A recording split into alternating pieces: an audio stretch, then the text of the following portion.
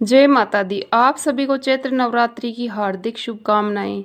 माँ जगदम्बा सदैव अपनी कृपा आप पर बनाए रखें। चैत्र मास की नवरात्रि कब से प्रारंभ होगी, कब समाप्त होगी? नवरात्रि के पहले दिन कलश की स्थापना करने का शुभ मुहूर्त क्या है? और नवरात्रि की अष्टमी नवमी कब है? रामनवमी कब है? और चैत्र नवरात्रि में कन्या पूजन, हवन इत्यादि जो अष्टमी नवमी पर करते हैं वह हमें कब करना है? व्रत का पारण कब करें? कलश की स्थापना नहीं कर पाते हैं किसी कारणवश, तो क्या बिना कलश की स्थापना किए व्रत कर सकते हैं, पूजा कर सकते हैं, अखंड दीपदान कर सकते हैं, या फिर जैसे कि ज्वारे इत्यादि बोलना चाहते हैं तो क्या बिना कलश स्थापना किए आप इस प्रकार के सभी कार्य कर सकते हैं? ये प्रश्न है आप लोगों के।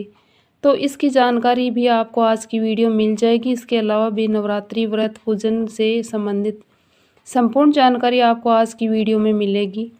तो वीडियो को पूरा देखिए और अगर वीडियो अच्छी लगे तो इसे लाइक भी ज़रूर कीजिए। बात करते हैं सबसे पहले कि चैत्र मास की नवरात्रि प्रारंभ कब होगी और कब समाप्त होगी। तो देखिए, चैत्र मास की नवरात्रि का प्रारंभ होगा 19 मार्च से। प्रतिपदा तिथि का प्रारंभ हो रहा है 19 मार्च 2026 को सुबह 6:52 पर, और प्रतिपदा तिथि का समापन होगा 20 मार्च को सुबह 4:52 पर। तो 19 मार्च से गुरुवार से नवरात्रि का प्रारंभ होगा और 27 मार्च 2026 को नवरात्रि व्रत का समापन होगा।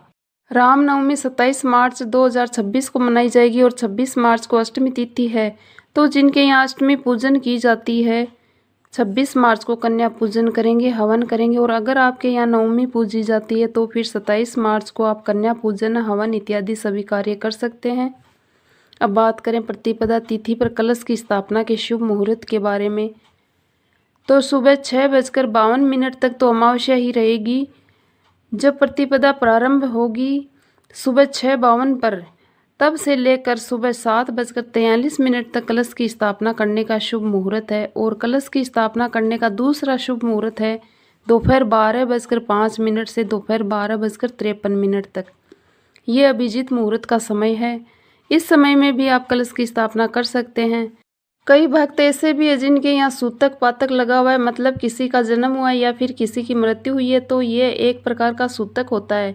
इस समय में आप व्रत नहीं कर सकते हैं, पूजा नहीं कर सकते हैं, किसी भी प्रकार का अनुष्ठान नहीं कर सकते हैं सूतक और पातक की अवस्था में। तो जब तक सूतक पातक है तब तक आप लोग पूजा मत कीजिए, और जब घर का शुद्धिकरण हो जाता है, सूतक पातक समाप्त हो जाता है, उसके बाद आप माता रानी की पूजा कर सकते हैं। अच्छा, अगला प्रश्न है कि अगर हम कलश की स्थापना नहीं कर पाते हैं किसी भी कारणवश, तो क्या हम बिना कलश की स्थापना किए पूजा कर सकते हैं या फिर व्रत धारण कर सकते हैं, या जैसे कि ज्वारे बोना है, अखंड दीपदान करना है, तो कन्या पूजन इत्यादि करना हो, तो क्या बिना कलश की स्थापना किए ये सभी कार्य हो सकते हैं? तो हाँ जी, आप बिल्कुल कर सकते हैं।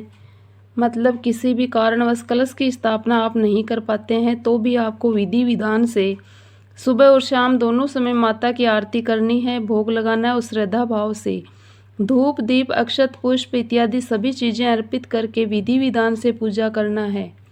आप ज्वारे भी बो सकते हैं, अखंड दीपदान भी कर सकते हैं, व्रत भी धारण कर सकते हैं, और कन्या पूजन हवन इत्यादि ये सभी कार्य कर सकते हैं। अच्छा, कई भक्त हैं जो कि व्रत नहीं करते हैं लेकिन कलश की स्थापना करना चाहते हैं, तो हाँ जी, आप अगर व्रत नहीं भी करते हैं तो भी आप कलश की स्थापना कर सकते हैं।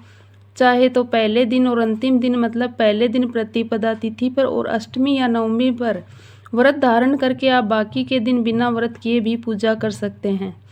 बस इतना ध्यान रखिए, पूरी नवरात्रि में आपको किसी भी प्रकार से लहसुन प्याज मांस मदिरा इन सभी चीज़ों का सेवन नहीं करना है। अगर आप व्रत नहीं भी करते हैं तो भी आपको शुद्ध और सात्विक भोजन लेना है। 9 दिन पूरे नवरात्रि में आपको ब्रह्मचर्य का पालन करना है, क्रोध नहीं करना है, झूठ नहीं बोलना है, किसी की भी निंदा किसी की भी चुगली आपको नहीं करनी है। तो मतलब बिल्कुल शुद्ध और सात्विक विचार रखिए, व्यवहार रखिए और आहार रखिए। तो फिर आप व्रत रखें या ना रखें, माता रानी की कृपा आपको मिल जाती है। तो नवरात्रि में माता रानी विराज रही है, सबके घरों में विधि विधान से उनकी स्थापना करके पूजा कीजिए। जितनी भी जैसी भी अवस्था में आपसे बन पाती है उसके अनुसार आप पूजा कर सकते हैं। व्रत धारण कर सकते हैं। कलश की स्थापना करना चाहें तो कलश की स्थापना कर सकते हैं। बिना कलश की स्थापना किए भी पूजा कर सकते हैं। ठीक है, उम्मीद करती हूँ आज की वीडियो आपके लिए उपयोगी होगी। अच्छी लगी हो तो वीडियो को लाइक कीजिए, शेयर कीजिए और चैनल पर पहली बार आए हैं और अगर अभी तक आपने चैनल को सब्सक्राइब नहीं किया है तो चैनल को सब्सक्राइब कर लीजिए। धन्यवाद।